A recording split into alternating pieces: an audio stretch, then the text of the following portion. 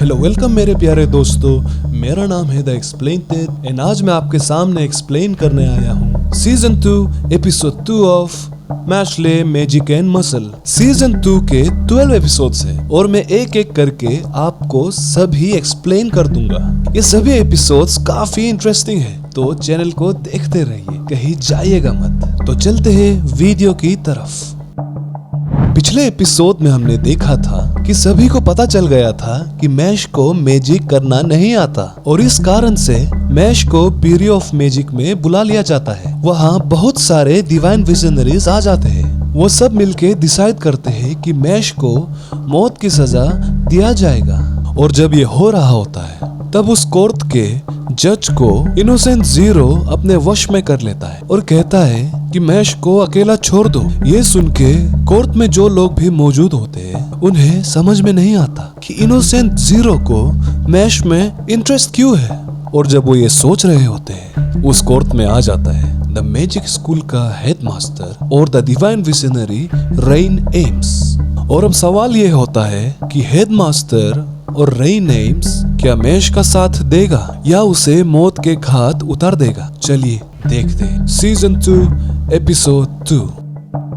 Episode 2 का शुरुआत episode 1 के अंत से होता है। यहाँ डिवाइन विजनरीज ये डिसाइड कर लेते हैं कि मैश को मौत की सजा दिया जाएगा क्योंकि उसने ये छिपाया था कि उसे मैजिक यूज करना नहीं आता और मैजिक वर्ल्ड में ये एक बहुत ही बड़ा क्राइम था। हमारे हेडमास्टर मैश को सपोर्ट करता है ये कहते हुए कि क्योंकि इनोसेंट जीरो को मैश की जरूरत है तो मैश के मदद से हम इनोसेंट जीरो के बारे में बहुत कुछ जान पाएंगे। इसलिए मैश के डेथ पेनल्टी के डेथ को थोड़ा एक्सटेंड कर दिया जाए। सभी डिवाइन विजनरीज ये सुन के चौंक जाते हैं कि हेडमास्टर इसे सपोर्ट क्यों कर रहा है।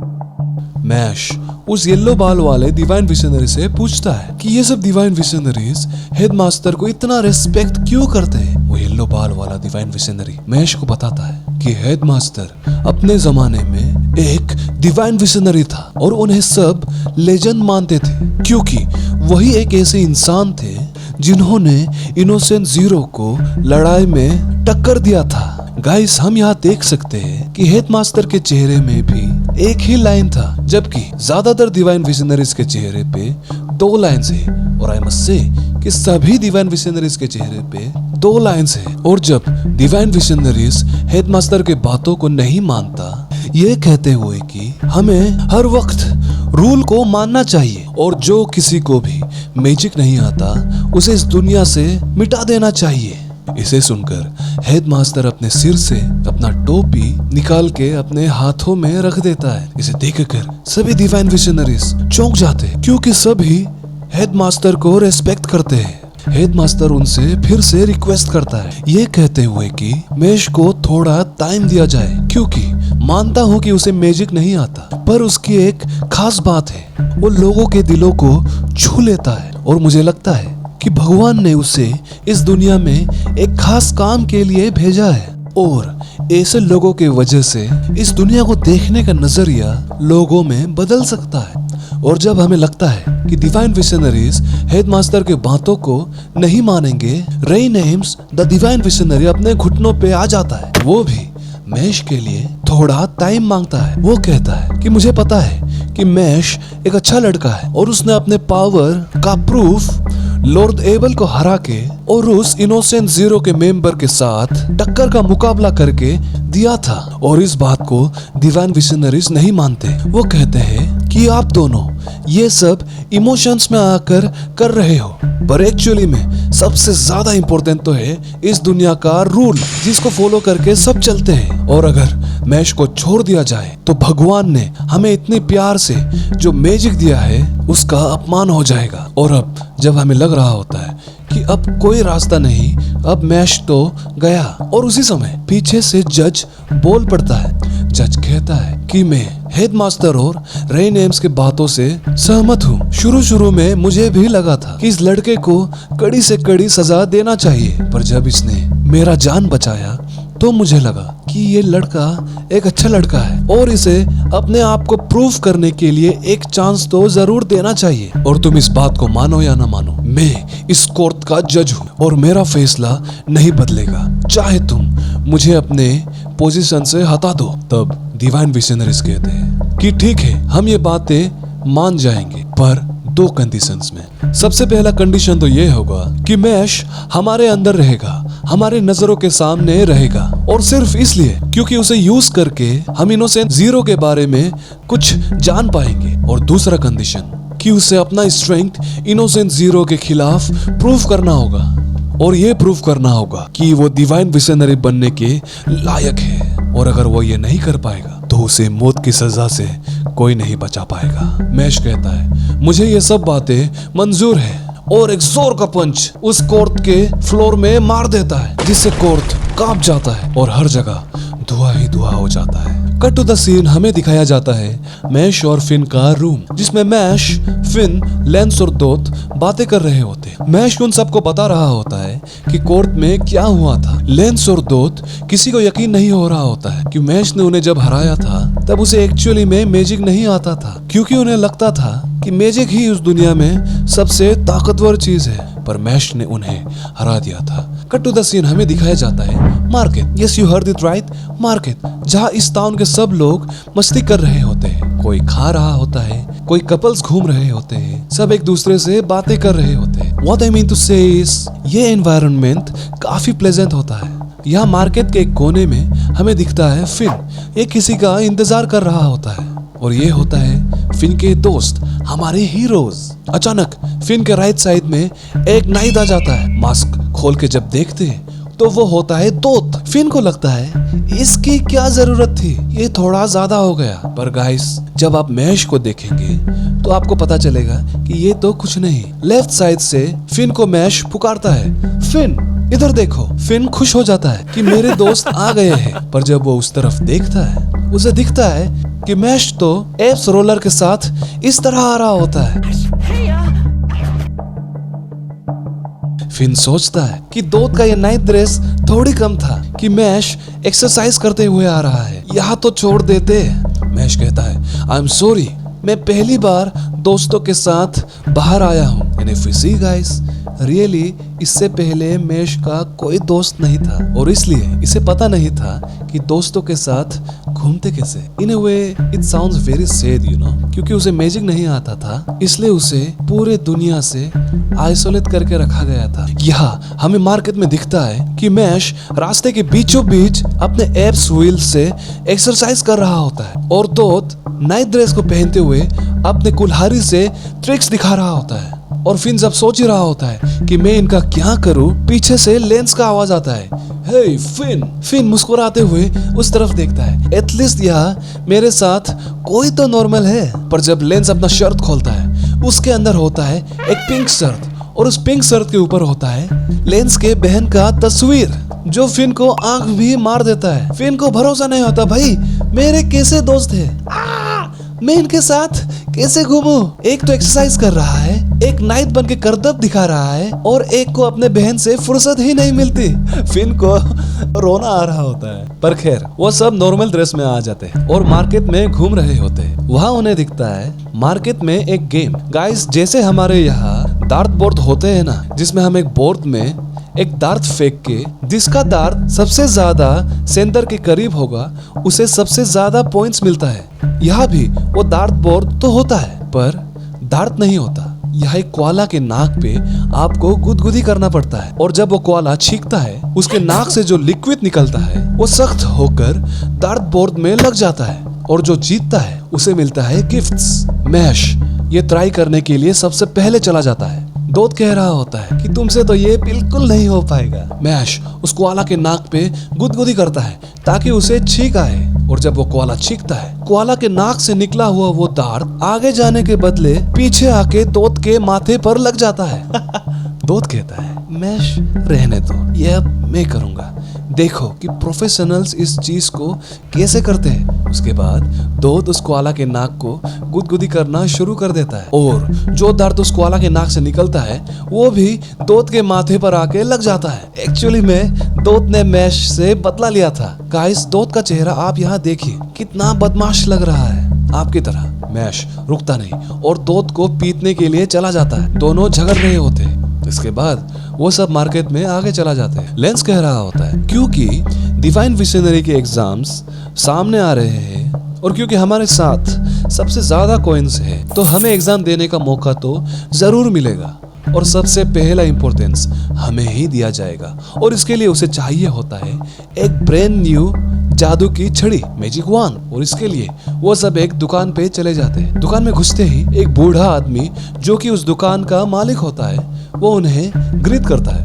वेलकम गाइस, आप लोग क्या मैजिक वांड लेने आए हैं? आ जाइए। होता क्या है कि उस हॉल के बीचों बीच आपको खड़ा होना पड़ता है और जब एक मैजिक यूजर, ध्यान दीजिए, एक मैजिक यूजर अपने हाथों को आगे बढ़ाता है तो मैजिक वांड खुद उसे चूज करता है। मैजिक वांड खुद उड़ के उसके हाथों में आ जाता है। सबसे पहले फिन ये ट्राई करता है, फिन को एक मैजिक वांड मिल जाता है। इसके बाद लेंस ट्राई करता है, लेंस को भी एक खूबसूरत मैजिक वांड मिल जाता है। वो दुकान मालिक कहता है हाँ, ये एक 2 लाइनर के लिए फिट है। उसके बाद वो दुकान मालिक मैश से पूछता है, बेटे क्या तुम अपने लिए एक स्टिक चूज नहीं करोगे? मैश कहता है ऑफ कोर्स मैं करूंगा। फिन और दोस्त सोच रहा होता है अरे भाई इसे तो मैजिक नहीं आता, अगर ये कोशिश करेगा तो इस दुकान मालिक को भी पता चल जाएगा कि मैश को मैजिक नहीं आता।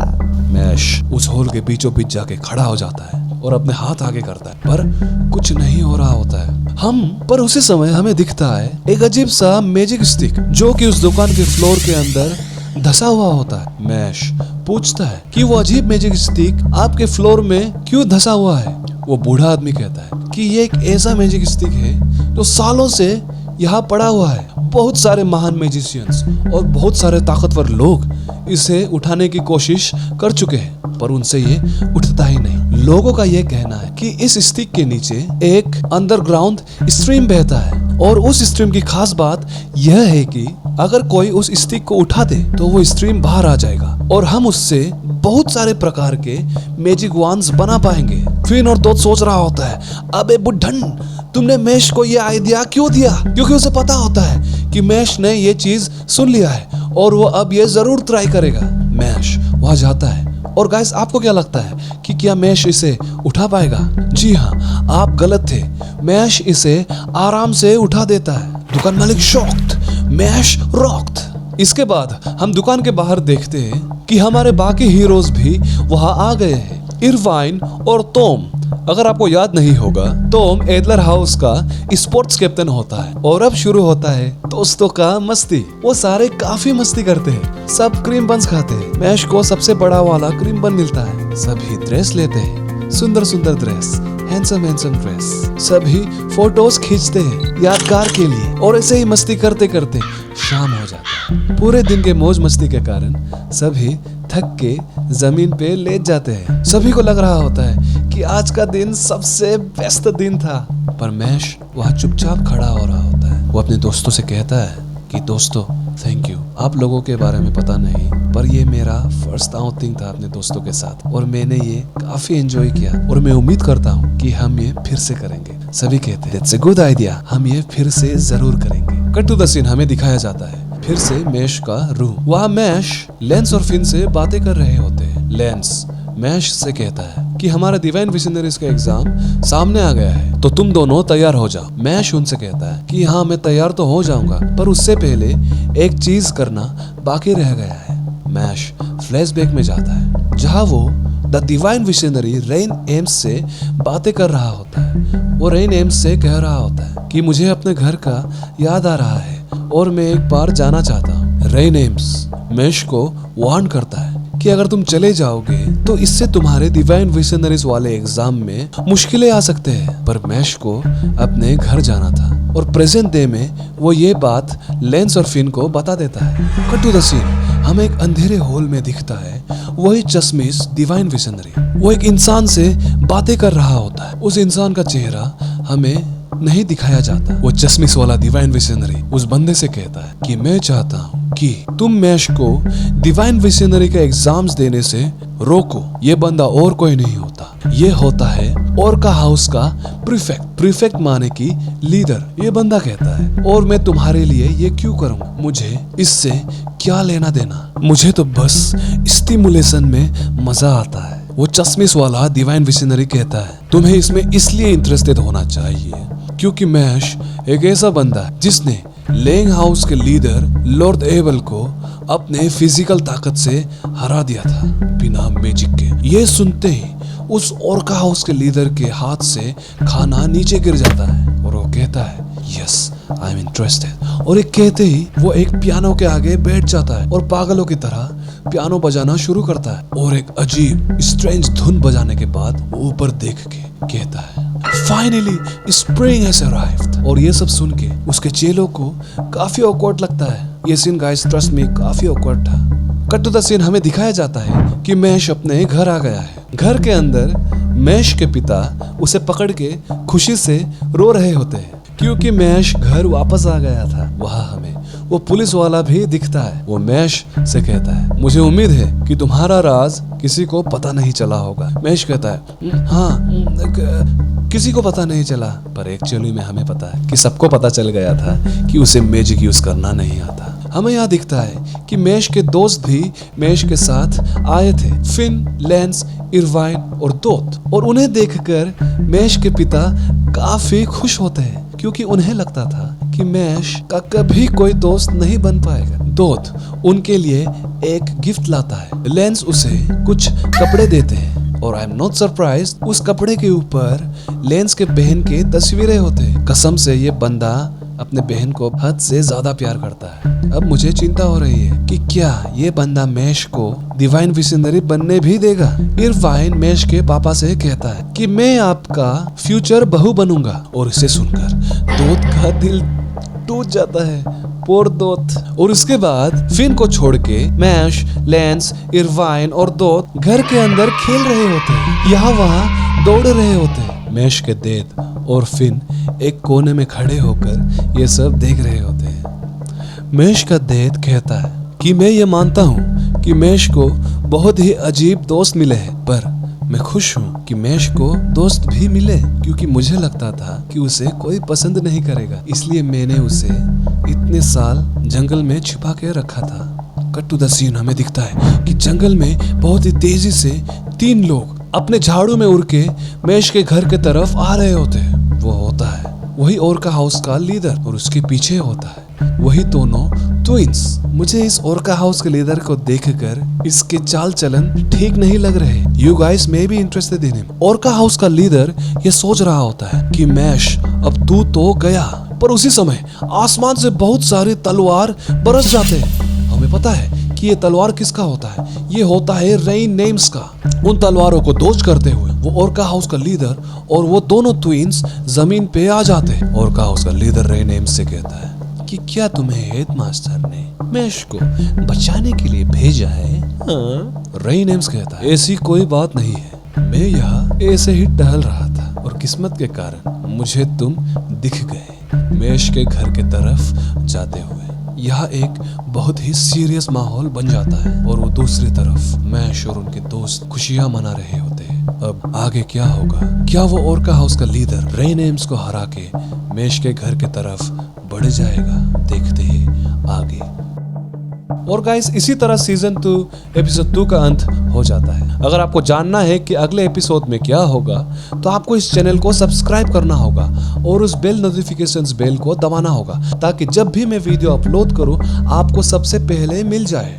वैसे मैं हर दिन वीडियो अपलोड करता हूं तो आपको ये वीडियो कल ही मिल जाएगा। मेरे प्यारे दोस्तों, मैं फिर से आप सबका शुक्रिया करना चाहूँगा क्योंकि आप लोग मुझे बहुत ही ज़्यादा सपोर्ट करते हैं। मैं तो अब जा रहा हूँ पर आपको इस चैनल में जितनी देर भी रुकना है आप रुक सकते हो। इसे अपना ही चैनल समझिए।